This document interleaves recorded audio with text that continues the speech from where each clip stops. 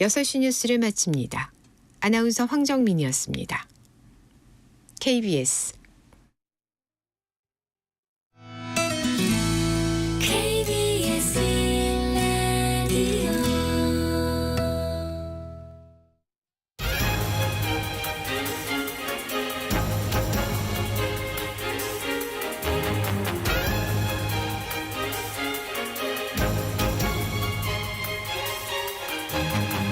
오늘 아침 일라디오. 안녕하십니까. 오늘 아침 일라디오, 저는 아나운서 임지용입니다. 오승원 아나운서의 휴가로 이번 주에 제가 진행을 하고 있습니다. 며칠 새 티몬과 위메프라는 이 전자상거래 업체들 사태가 일파만파 커지고 있습니다. 휴가철인데 티몬과 위메프에서 상품을 판매한 여행사들이 돈을 정산받지 못하면서 논란이 시작됐는데요. 이제 여행사뿐만 아니라 다른 판매자들도 벌써 보름 넘게 돈을 돌려받지 못하고 있고요. 그 피해액이 2천억 원을 넘어선 상황입니다. 그런데 이 사태가 장기화하면서 농업 분야에서도 농식품 유통업체를 중심으로 큰 피해가 나타나고 있습니다. 이런 유통업체들이 정산을 받지 못하면 그 피해가 우리 농민들에게 이어질 수 있는 상황인데요. 이번 사태부터 잘 수습해서 피해자들을 구제하는 게 우선이겠고요. 이 일을 계기로 농식품부터 정산 주기를 당겨야 한다, 이런 주장이 나오고 있습니다. 티몬과 위메프의 경우 거래 발생 마지막 날을 기준으로 각각 40일 후 또 2달 후 이렇게 대금 지급을 해왔다는데요. 이 농식품은 오래 보관하기도 힘들고 또 반품도 쉽지 않아서요. 정산 주기가 너무 길다 보면 납품업체들의 애로사항이 클 수밖에 없겠죠. 이런 문제가 결국 가장 취약한 농민들에게까지 영향을 미칠 수 있는 만큼 반드시 개선이 필요해 보입니다. 7월 31일 수요일 오늘 아침 일라디오 출발합니다.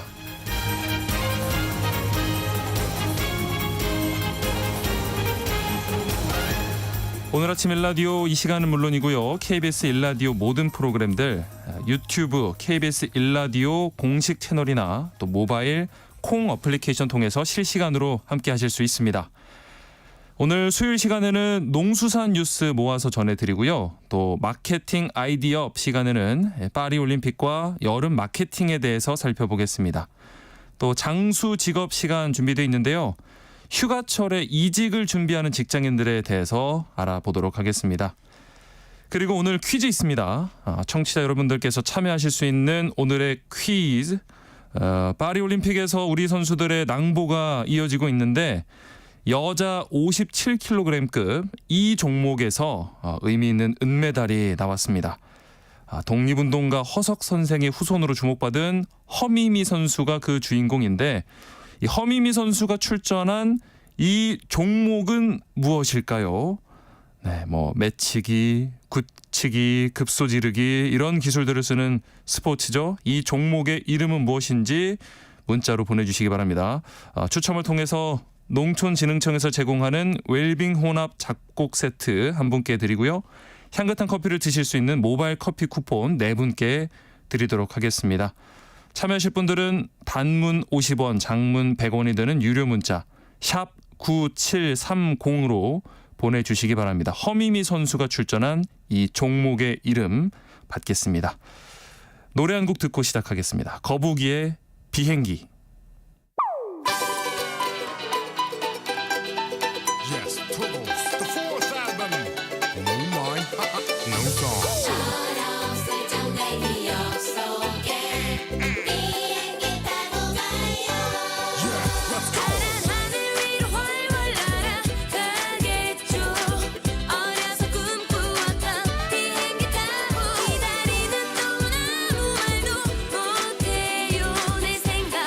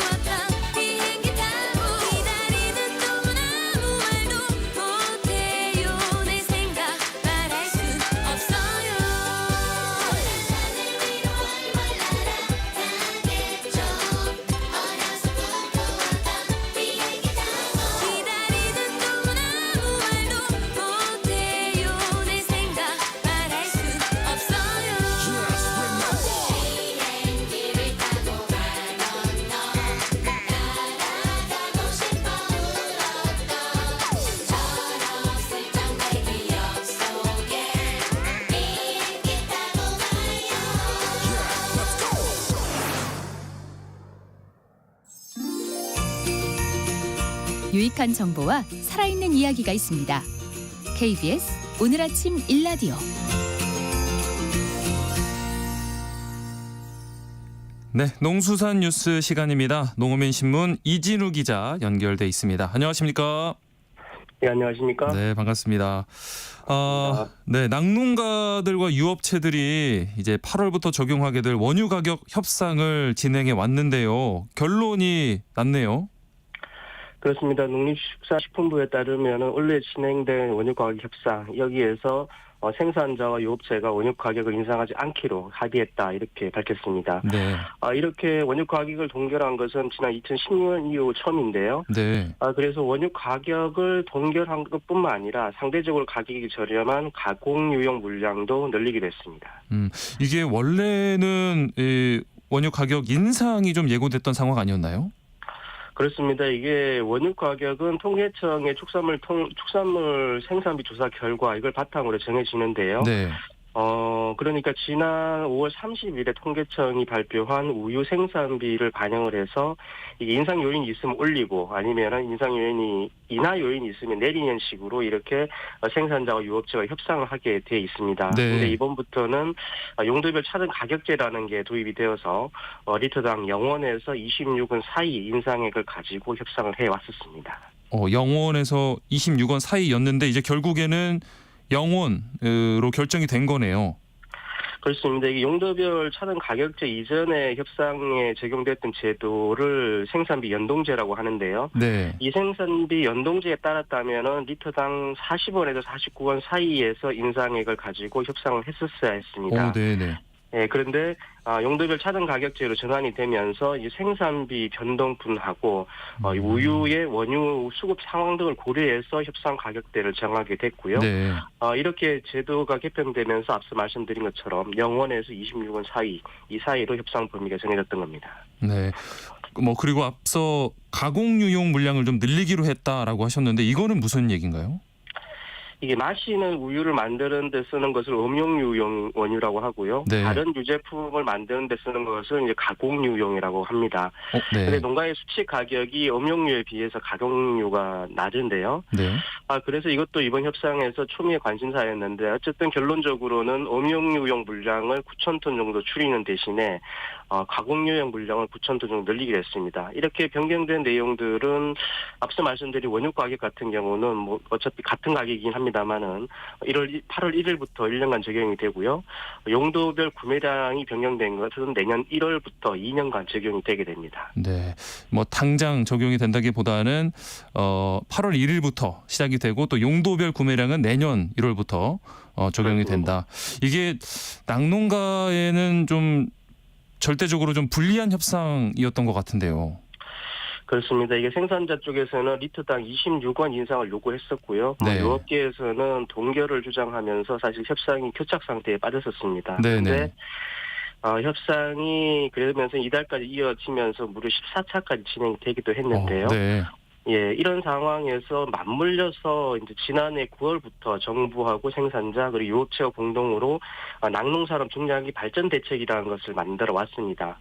그래서 이 두 가지가 겹치면서 협상이 타결된 것이 아닌가 이렇게 싶은데요. 네. 어쨌든 원유 가격이 인상되지 않았다는 점에서 유업체들에서도 유제품 가격을 올리는 건 어려워지지 않을까 이렇게 생각이 됩니다. 방금 말씀하신 낙농산업 중장기 발전 대책 이게 좀 큰 역할을 한 것 같은데 여기에 어떤 내용이 좀 담겨 있었던 건가요? 이 큰 틀에서 보면은 이제 가공유용을 포함해가지고 원유 생산량을 200만 톤으로 그리고 유제품 국내 자금률을 48%까지 끌어올리겠다 이런 내용이 포함이 됐고요. 네. 이를 위해서 저비용 원유 생산 체계 구축이나 유제품 생산 유통 비용 절감 그리고 국산 유제품 수요 발굴 등이 추진 전략으로 자리매김을 했습니다. 네. 그런데 이 중에서 아무래도 농가에게 가장 관심이 될 것 같은 거는 저비용 원유 생산 체계 구축이 아닐까 싶습니다. 생산비를 좀 낮춘다라고 하는 게 뭘 좀 이렇게 덜 먹이게 하겠다는 뜻일까요? 비슷한 내용이라 보시면 될 것 같은데요. 네. 이제 원유의 성분 중에는 유지방이라는 성분이 있는데요. 네네. 이 유지방의 비율에 따라서 원유 가격에 추가로 인센티브 가격이 이제 더해져서 이제 정산이 됩니다. 네네. 그런데 현재 같은 경우는 유지방이 3.8%일 때 리터당 56원을 더 정산해주고요. 3.71%일 때는 20원을 정산해주면서 이게 36원 정도 차이가 납니다. 근데 네. 이걸 개선을 해서 3.8%일 때도 30원으로 26억을 낮추겠다 이런 건데요. 아, 네. 그럼 이게 낮추는 게 무슨 의미냐 하실 수가 있는데 네. 유지방률을 높이기 위해서 사료에 다른 영양소 등을 넣어서 첨가해서 먹이고 있는데 네.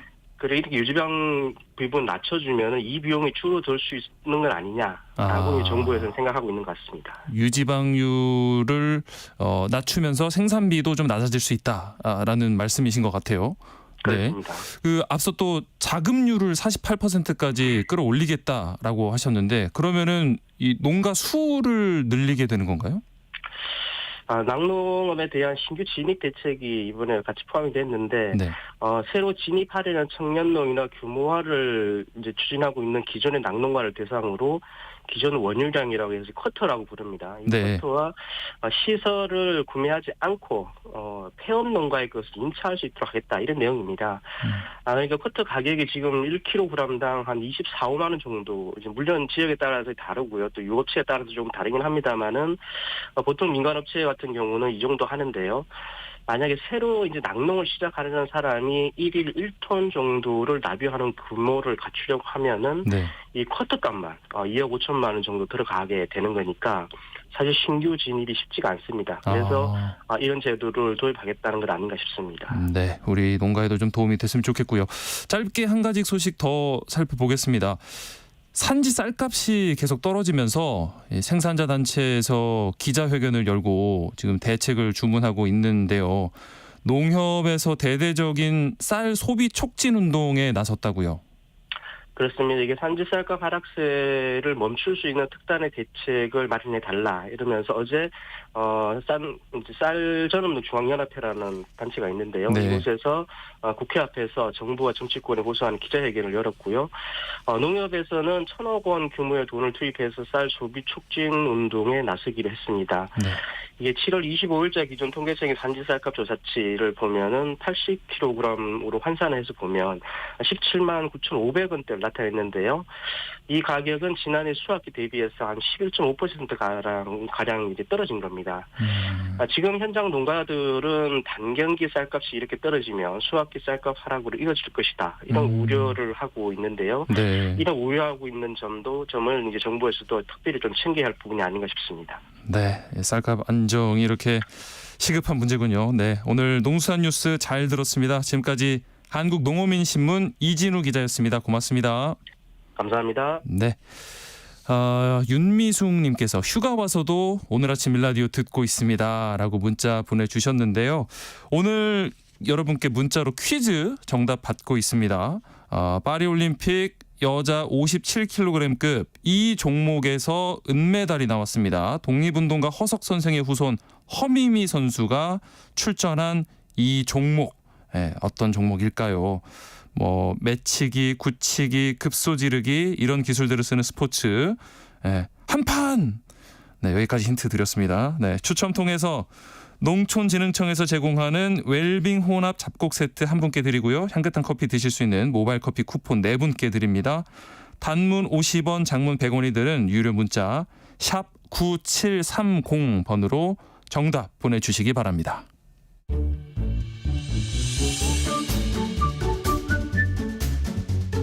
아침을 여는 기분 좋은 습관 KBS 오늘 아침 일라디오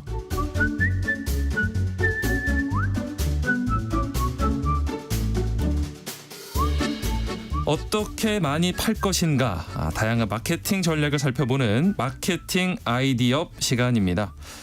오늘은 이 폭염과 열대야 속에 낙이 돼주는 우리 올림픽과 또 다양한 여름 마케팅에 대해서 살펴보겠습니다. 마이테이스트 민지영 대표와 함께합니다. 안녕하십니까? 네, 안녕하세요. 반갑습니다.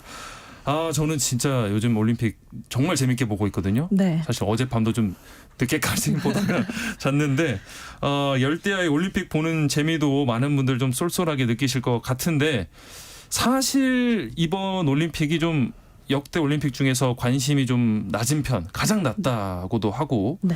또 뭐 개막식 시청률이 0%대인 방송사도 있었을 정도로 위상이 좀 달라진 것 같거든요. 개막 전과 후로 조금 변화가 있을까요? 네, 우선 파리올림픽 개막 전에도 역대 올림픽에 비해서 상대적으로 관심이 많이 떨어지지 않느냐라는 네. 우려의 목소리도 있었고 네. 실제로 국내 한 리서치 기관에서 올림픽 관심도에 대한 조사를 했는데 응답자 중 44%만이 이번 파리올림픽에 관심이 있다라고 대답을 하고 네. 올림픽 중계를 시청할 의향이 있다라는 응답도 30%에 그치긴 했습니다. 마지막 상당히 낮았습니다. 네. 그래도 개막 이후에 대한민국 선수들이 다양한 종목에서 활약을 해주고 있고 네. 덩달아 관심도가 조금씩 증가를 하고 있거든요. 네. 그래서 특히 TV보다는 요즘에는 OTT나 아니면은 컨텐츠들로 소비를 많이 하고 있어서 네, 한 그렇죠. 너튜브 영상의 조회수들을 봤는데 네. 사실 한 방송사의 개막식 영상 중에 가장 높은 조회수를 기록한 영상이 156만 회였어요. 156만이면 그렇게 높은 거는 또 아닌 것 같고요. 네, 네네. 맞아요. 네. 그래서 이게 높은지 아닌지 감이 안 오실 수도 있어서 네. 이전 올림픽들을 비교를 해보면 네. 2020년 도쿄올림픽의 동일 방송사의 개막식은 530만 회. 아, 확실히 네. 떨어졌군요. 네. 네, 2018년 평창 동계올림픽은 개막식이 994만 회의 조회수를 기록을 하면서 확실히 초반에는 관심이 좀 떨어졌다라고 네. 생각을 하고 있습니다. 네네. 네, 경기가 계속될수록 단일 종목들에 대한 관심이 증가를 하면서 첫 금메달을 안긴 결승 경기는 110만 회. 그런데 남자 양궁 결승은 250만 회 이상의 조회수를 기록을 하면서 네, 수치로도 점점 관심도가 증가하는 것을 확인할 수 있었습니다. 네, 이게 사실 뭐 이렇게 관심이 점차 증가하고 있다니까 좋은 소식이긴 한데 그 올림픽을 이제 맞아서 다양한 마케팅을 준비한 우리 기업들 입장에서는 그래도 아쉬움이 좀 클 것 같아요. 네, 맞습니다. 기업들이 올림픽 특수를 이번에는 누리기 어려울 것이다라는 예측 기사도 많이 있었을 만큼 확실히 이전 올림픽보다는 조금 소극적으로 마케팅을 펼치고 있어요. 네. 특히 집에서 경기를 관람하는 이제 관람객들을 위해서 식음료 업계에서 많은 프로모션을 하기로 계획이 되어 있었는데 네. 이제 아무래도 경기들이 대부분 새벽 2시에서 5시 사이에 진행이 되다 보니까 그렇죠. 뭐 치킨을 먹는다던가 야식을 먹기에는 조금 부담스러운 시간대잖아요. 그렇죠. 네네. 네, 그래서 치킨 업계에서 특히 울상입니다. 네, 사실 축구와 같이 시간대와 상관없이 특수를 노릴 만한 종목은 아쉽게도 예선에 탈락을 해서 그렇죠. 업계의 기대감이 점점 낮아지고 있는데요. 네. 사실 올 1월에 개최됐던 카타르 아시안컵은 이런 시차에도 불구하고 네. 치킨 브랜드별 매출이 전월 대비 30에서 60%까지 상승을 했는데 시차가 있는데도요. 네, 네네. 그런데 이제 올 파리올림픽은 대표팀의 경기 일정들이 없으니까 네, 치킨 업계가 규모를 줄인 프로모션을 진행을 하고 있고요. 네. 그래서 이제 식음료 기업들이 파리 현지에 직접 나가서 팝업 스토어를 여는 식으로 마케팅을 맞아요. 네, 진행하고 있어요. 네.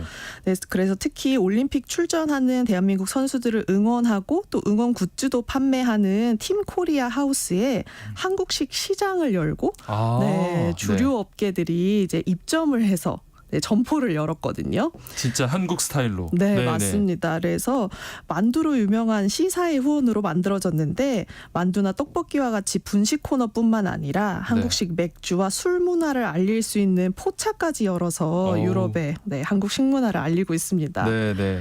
네, 그리고 또 사탕수수로 만든 아이스컵 등으로 친환경 아이디어까지 챙기면서 그 팝업 스토어에 관람을 하는 관람객들에게 굉장한 인기를 얻고 있습니다. 네, 뭐 워낙 한류가 많이 퍼졌는데 이제 해외여행 가면은 포차를 또 만나볼 수 있을 것도 같고요. 네, 기대가 됩니다. 네.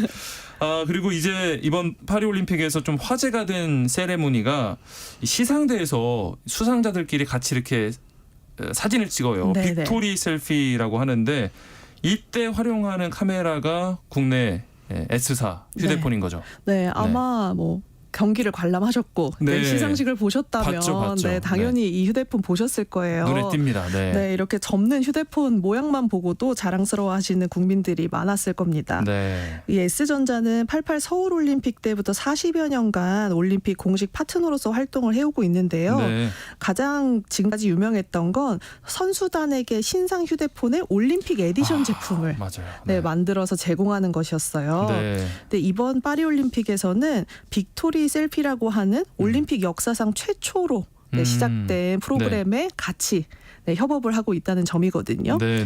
사실 시상식에서는 휴대폰을 비롯해서 모든 개인 소지품을 가지고 가지 못하기 때문에 사진들은 멀리서 촬영한 공식 사진만 기록으로 남았다고 합니다. 그렇죠. 네, 그런데 이번에는 올림픽 메달리스트들에게도 기념과 또 추억이 될 수 있는 자연스러운 사진도 남기고 네. 또 매 시상식마다 반복적으로 이 신상품 모델이 노출이 되면서 얻는 홍보 효과는 수치화시키기 어려울 정도인데요. 네. 네, 이 시상식에서 보는 것뿐만 아니라 파리 시내에 4개의 체험관을 운영을 해서 일반인들이 볼 수 없었던 역대 올림픽 에디션 상품들을 전시하고 또 신상 휴대폰을 직접 체험해 볼 수 있게 해서 뭐 관람객 또 관광객들에게 굉장한 주목을 받고 있다고 합니다. 네. 이게 또 그 셀피 스스로 찍는 사진이 느낌이 완전 다르거든요. 맞아요. 그래서 선수들도 이걸 굉장히 즐기는 것 같고 사실 그리고 시상식도 저는 조금 일부러라도 챙겨보는 편인데 그 감동을 좀 네. 함께 하려고 굉장히 좋은 아이디어였던 것 같습니다. 이번에 올림픽 파트너 기업이 주목을 받기도 하는데 이 후원 기업 오너들의 행보가 또 덩달아서 좀 화제가 되고 있다고요. 네, 여러 종목 중에 특히 이번에 10연패를 이룬 여자 또 보셨군요. 대단하시죠. 네. 그럼요, 봤죠, 그럼요. 네, 여자 양궁 종목을 후원하는 대한양궁협회와 현대차그룹의 정의선 회장에 대한 각종 에피소드가 SNS를 통해서 확산이 되고 있는데요. 네. 이 양궁협회에서 공정하게 국대 선발을 하기 위해서 초등학생 유망주들에게부터 무료로 화를 지급해서 기본기를 탄탄하게 하고 네. 흑수저가 없고 사교육이 없는 시스템을 운영한다. 이런 점들도 SNS에 굉장히 많이 확산이 되고 있고요. 네.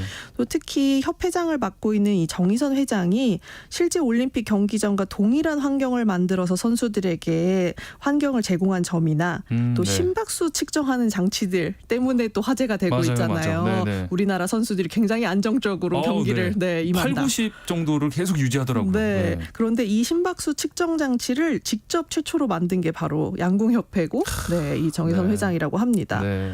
또 이전 올림픽 때도 코로나 때문에 올림픽이 취소되더라도 동일한 여건에서 대회를 열어주겠다라고 코멘트를 한다든지 네. 선수들의 안전을 위해서 방탄차를 동원한 사례들까지 언급이 되면서 뭐 양궁 협회장으로서의 행보가 기업의 이미지까지 좋게 만드는 효과를 내고 있어요. 네. 그래서 국내 기업 오너들의 이런 후원들이 또 하나의 브랜딩 효과로 이어지는 것이 특징이라고 볼 수 있겠습니다. 네.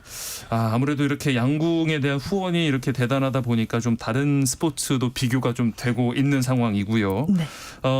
그런가 하면 이번 올림픽 종목에서 사실 이 야구가 빠진 점을 굉장히 아쉬워들 하시거든요. 네.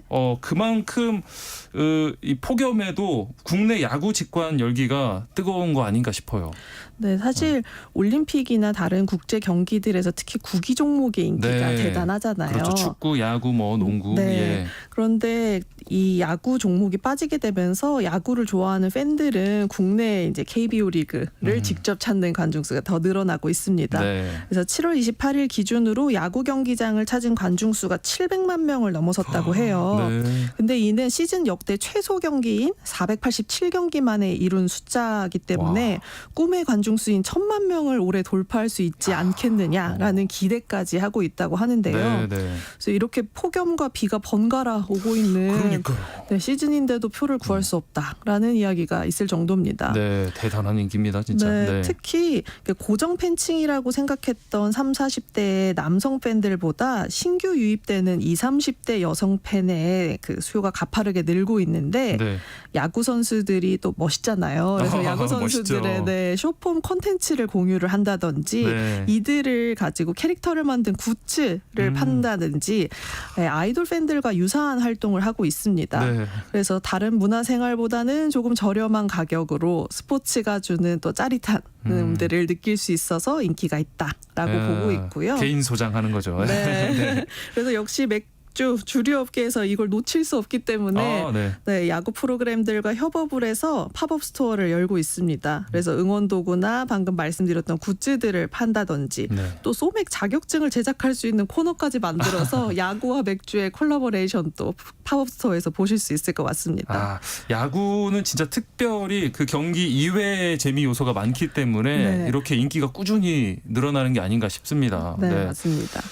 요즘 뭐 이제 7말 8초 한참 휴가철인데 올여름 이 휴가 트렌드는 좀 어떤가요? 우선 한국교통연구원에서 올여름 휴가 수요 조사를 해봤는데 응답자의 절반 정도인 48.9%가 휴가 계획이 있고 그리고 이들 중에 약 77%는 국내 여행을 계획하고 있다라고 응답을 했습니다.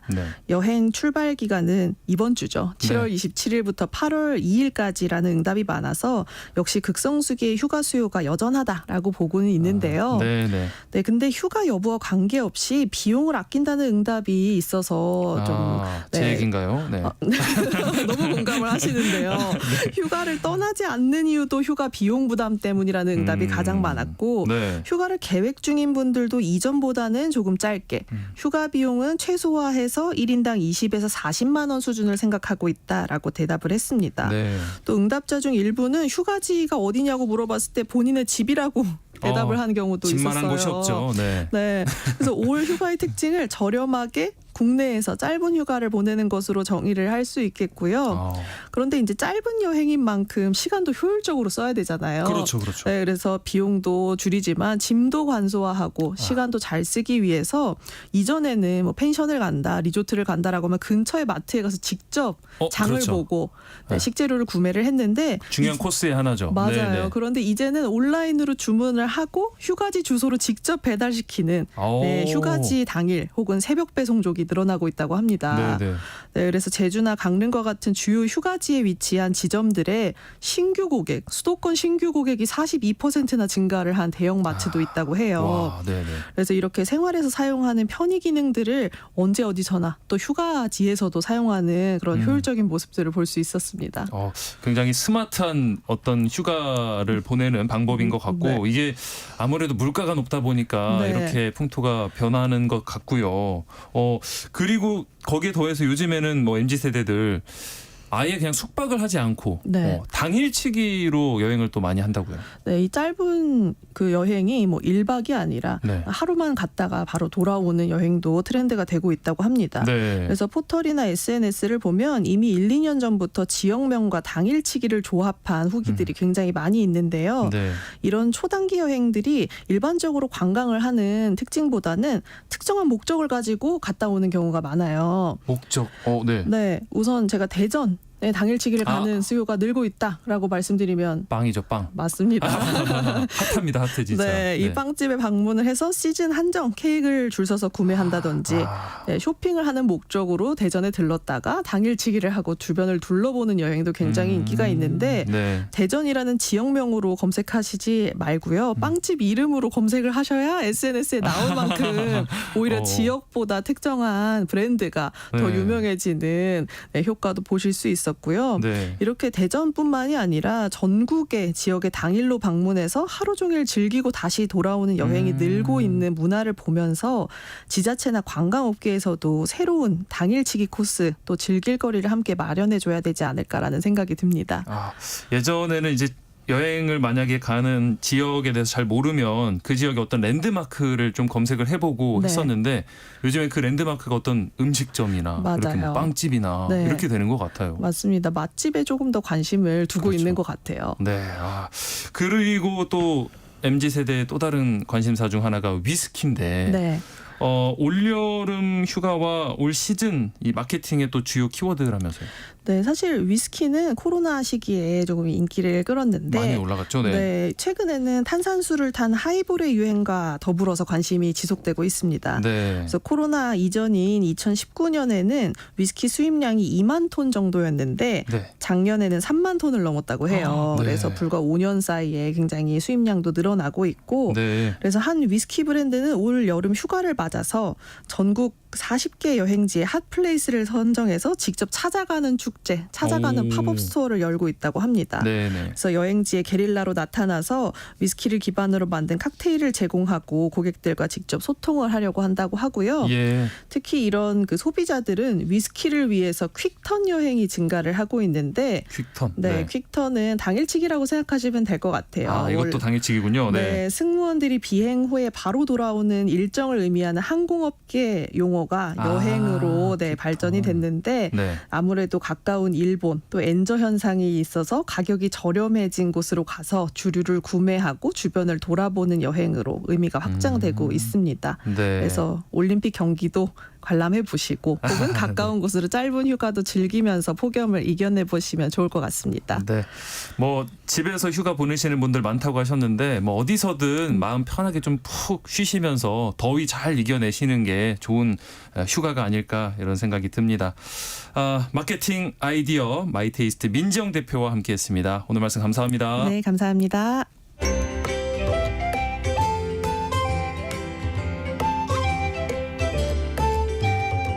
상쾌한 하루의 시작. KBS 오늘 아침 일라디오. 직장은 나와도 평생 직업이 필요한 시대를 위한 장수 직업 시간입니다. 한창 이제 휴가철인데 여름 휴가철은 이직의 골든 타임으로 불립니다. 이 시기에 휴식이 아닌 이직을 준비하는 직장인들 많다고 하는데 그래서 오늘은 휴가보다 이직을 선택하는 직장인들에 대해서 이야기 나눠보도록 하겠습니다. 커리어 비전 최진희 대표님 나오셨습니다. 안녕하십니까? 네, 안녕하세요. 네, 이 휴가철이 이직의 골든 타임으로 불린다라고 하는데 이게 특별한 이유가 있을까요? 우리가 여름 휴가철 하면 보통 7, 8월 정도를 말하잖아요. 네. 이 시기에 맞춰서 경력직을 뽑는 기업들이 의외로 많습니다. 오, 네. 경력직 채용의 경우에는 현재 직장을 다니고 있는 직장인분들이 좀 많이 있는데요. 네. 그러다 보니 직장을 다니면서 평일에 휴가를 내고 면접을 보러 다니면 눈치 보이거든요. 아, 그렇죠, 그렇죠. 그러다 보니까 면접 일자를 잡는 것도 어려운데요. 저도 이제 헤드헌팅 업무를 할 때 네. 정말 어렵게 고객사에서 원하는 그런 인재를 서칭해서 찾았거든요. 찾았어요. 네. 수소문해서 찾았는데 이분이 워낙 능력도 있다 보니까 네. 정말 하루 휴가 내는 게 너무 힘들고 그 찾는 곳이 바쁘죠. 많고. 그렇죠. 네. 그래서 어쩔 수 없이 그러면 여름 휴가 언제냐. 그래서 여름 휴가 때 맞춰서 기업한테 얘기해서 될 수 있으면 휴가를 좀 더 뒤로 늦추자라고 해서 저도 여름 휴가철에 면접을 진행한 적이 있거든요. 네. 그러다 보니까 기업 입장에서는 정말 시급한 게 아니면 조금 더 기다렸다가 더 좋은 인재를 뽑으려고 여름 휴가철에 주로 많이 뽑기도 합니다. 네. 이렇게 경력직 채용을 할 때는 기업 입장에서는 면접 일정을 맞추는 이게 이제 어렵기 때문에 네. 이런 불편함을 해소하기 위해서 우리가 여름 휴가철을 이직의 골든 타임으로 불리고 있는 이유이기도 합니다. 기업 입장에서 그러니까 이게 휴가철에 좀 이렇게 경력직 면접을 많이 보는 특별한 또 다른 뭐 이유가 있을까요? 아무래도 우리가 보통 기업들 보면 상반기 결산 6월달 하고 나면 네. 상반기 결산 업무를 하잖아요. 정리를 한번 해야죠. 네. 정리 한번 하고 그다음 하반기 계획을 또 수립을 하죠. 네. 그때 여름철은 이 상반기 결산을 딱 끝나고 나면 이때 우리가 어떤 부분이 좀 부족하구나라던가 아니면 예산이 좀 많거나라던가 네. 이런 것들을 종합적으로 결산을 해서 하반기 인재를 조금 더 많이 뽑기도 합니다. 네. 그리고 이제 일단 여름철 휴가가 되면 바로 여름철 휴가철에 하반기 프로젝트를 바로 투입시킬 수 있는 인재를 뽑을 수가 있기 때문에 좋고요. 네. 기업 입장에서는 여름철에 어수선하거든요. 사실 그렇죠. 휴가 하니까. 그렇죠. 네. 이때 이제 사람을 딱 뽑아놓으면 어수선할 때 사람 뽑아놓고 휴가 다 끝나고 좀 일을 좀 해볼까. 9월부터 이제 제대로 마음 거쳐서 고삐를 딱 당겨서. 그렇죠. 네. 날도 서늘한데 일하기 좋은 날씨에 네. 제대로 한번 일을 해볼까 할 때 바로 투입할 수 있으니까 시기적으로도 그런 부분들이 좀 잘 맞습니다. 네. 그리고 기업마다 상반기 결산을 하고 나면 예산이 좀 남는 기업들도 있습니다. 네. 그래서 예산이 남을 때 차라리 이때 인력을 충원을 해서 그 예산으로 그래서 활용을 차라리, 해서 하반기에는 직원들이 조금 더 여유 있게 그나마 일을 할 수 있는 이런 계기로 삼기도 하고 있고요. 네. 기업 입장에서는 이때 여름철이 경력직들이 제일 많이 움직이는 시기다라는 걸 알고 있습니다. 아, 이제는 이게 다 아는 거군요. 아름 서로 알고 있기 때문에 네. 그러다 보니까 여름철에 그래도 좋은 인재들이 많으니까 이때 우리도 채용 공고를 내야겠다라고 해서 좀 몰아서 그때 내기도 합니다. 네. 뭐 요새 우리가 상시 채용, 뭐 수시 채용 이렇게 하고 있지만 경력직들 같은 경우에는 그래도 이 여름철이 뭐 겨울보다는 여름철이 좀 가장 많이 채용이 이루어지고 있고 네. 상반기나 하반기에는 신입직들이 주로 그렇죠. 많이 공채가 이루어지고 있다라고 보시면 될 것 같습니다. 야, 그러면은 이번 주부터 지금 휴가들을 정말 많이들 가셨는데 네. 그 중에서는 혹시 지금 이미 움직이고 계신 분도 계실 것 같고요. 실제로 이게 휴가철에 이렇게 면접 보는 분들, 이직을 준비하는 분들이 어느 정도나 될까요? 이 방송 들으시는 우리 휴가철에 계신 깜짝 놀라시죠. 네네. 우리 직장인분들 깜짝 놀랄 거예요. 네. 나도 마음속으로 그런 생각하고 있었는데 그러니까요. 이런 생각하실 것 같습니다. 네. 그 잡코리아 조사에 의하면 직장인 10명 중에 7명은 올해 여름 휴가를 다녀올 계획이라고 얘기를 했다고 합니다. 네, 네. 직장인들이 선호하는 이런 휴가지는 강원도로 나타났는데요. 강원도. 우리 네. 임중환 아나운서는 어디로 가고 싶으세요? 저도 강원도 좋을 것 같아요. 거리도 상대적으로 좀 가깝고 네. 좀 시원할 것 같고. 네, 그렇죠. 제가 월요일 날 엊그제 네. 월요일 날 강원도 강릉에 출장을 다녀왔는데요. 네. 정말 기차가 빈자리가 하나도 없습니다. 가득하던가요? 네, 다 휴가 가느라고. 네. 그런데 제가 오늘 이 방송을 찾으면서 그분들이 다 저렇게 놀러 가지만 마음속에는 이직 마음을 갖고 있구나. 이런 생각을 하니까 또 재정비의 시간으로. 네. 느낌이 달랐습니다.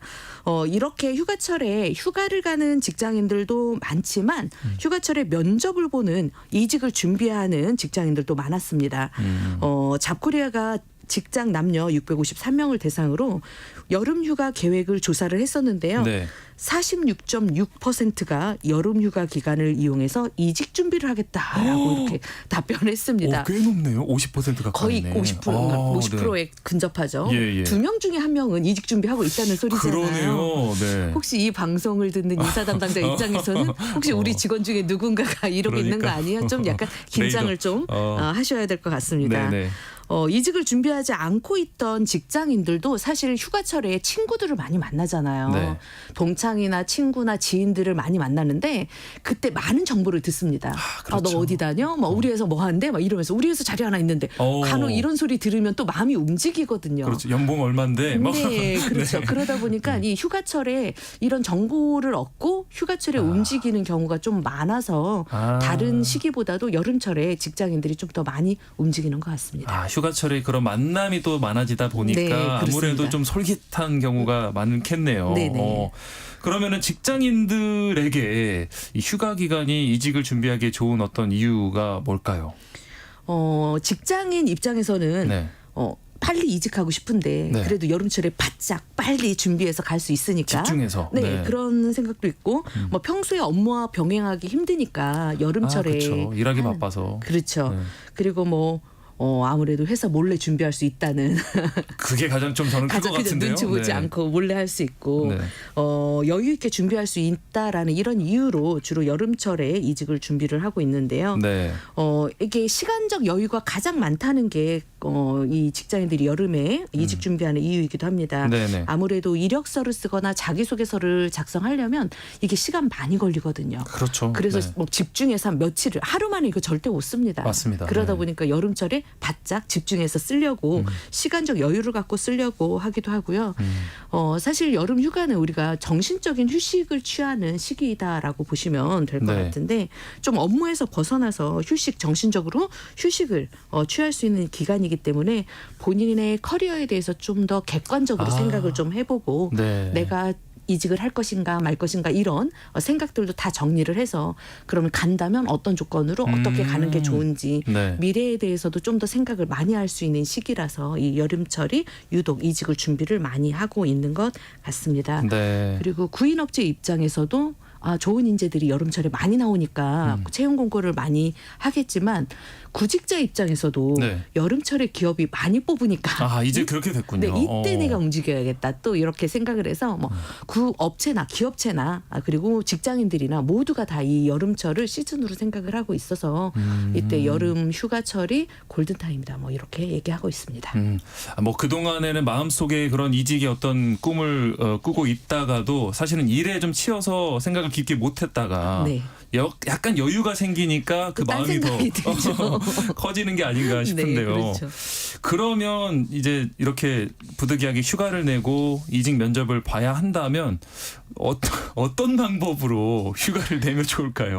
그 기업체 인사 담당자가 안 예. 들으셨으면 좋겠습니다. 잠깐, 하는 네. 마음으로 네. 우리 직장인분들을 위해서 잠깐 좀 방법을 얘기를 하자면 네. 우리가 평일에 휴가 낼 때 눈치 너무 많이 보이시잖아요. 아무래도 그렇죠. 그래서 네. 평일에 휴가 부득이하게 어쩔 수 없이 평일에 휴가를 내야 된다라고 하면 될 수 있으면 월요일이나 금요일 날 휴가를 내는 게 조금 더 눈치를 덜 볼 수 있는 방법이기도 주말을 합니다. 붙여서. 네, 그렇죠. 뭐 보통 주말을 붙여서 하면 저 친구 뭐 여행 가나 보다? 뭐 집에 무슨 일 있나 그렇죠, 보다. 그렇죠. 보통은 이렇게 생각을 하기 때문에 네. 휴가를 내도 크게 물어보진 않습니다. 네. 당연히 그죠? 그냥 뭐 어딘가로 가나 보다. 네. 뭐 친구하고 여행 가기로 했어, 뭐 하기로 했어 이렇게 하죠. 네. 조금 더 약간 더 철두철미한 분 같은 경우는 네. 금요일 날 오후에 휴가를 낸다거나 월요일 날 오전에 휴가를 냅니다. 반차만. 네, 그러니까 네. 하루를 안 넣고 네, 네. 반차만 하면 금요일 날 오후 반차를 낼 경우 기차 시간 때문에요. 아니면 그렇죠, 그렇죠. 차편 때문에 부득이하게 이렇게 하게 됐다. 비행기표 때문에 그렇다라고 이제 하거나 아니면 월요일 날 오전 같은 경우는 은행 업무 좀 잠깐 보고 오겠다. 이렇게 하고 오면 되니까. 은행 업무. 네. 네. 저거 아이고 네. 그죠. 그렇게 하고 하면 되니까 그나마 조금 눈치를 덜 보게 할 수 있는 방법이고요.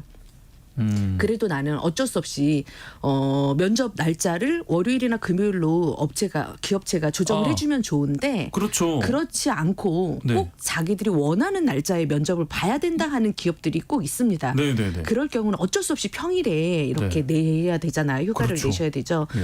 평일에 휴가를 낼 때는 이유를 이제 잘 대시면 되는데 네, 이유를 댈 때 네. 기왕이면 다른 일보다는 뭐 시골에 부모님이 계신데 약간 뭐 편찮으시거나 시골에 일이 갑자기 생겼다거나 네. 뭐 농사를 할 때 부모님이 아프셔서 제가 대신 가서 좀 도와드려야 된다거나 네. 정말 친한 친구 집안에 일이 있어서 내가 가서 잠깐 도와줘야 될 것 같다라던가 이런 식으로 해서 얘기를 좀 주변 지인들의 핑계를 약간 대시는 게 좋고요. 최악의 경우도 있습니다. 네네네. 핑계를 대면 안 되는 사유 중에 하나가 네. 병원에 잠깐 다녀오겠습니다 하고 평일에 그렇게 많이 하는데요. 많이 하잖아요. 네. 그걸 좀 조심하셔야 되는 경우 있습니다. 네. 만약에 뭐 임지웅 아나운서께서 인사팀에 제가 병원을 잠깐 다녀와야 돼서 네. 월차를 쓰겠습니다 이러면 네네 그렇죠. 인사 담당 입장에서 그러지 말고 병 갔어 병가 있는데 왜 그래? 야 너 진단서 갖고 와.